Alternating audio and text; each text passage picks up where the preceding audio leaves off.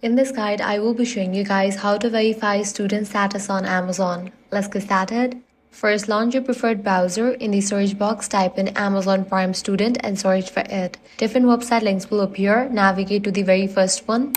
You'll be directed to the official website of it. Now here you're gonna find the option Join Prime for 18 to 24 years old. Click on that. Now here select the option Verify as a Student. Now you will need to fill in these details. First select the university, then the graduation year, then type in your first name and last name. Likewise select your date of birth.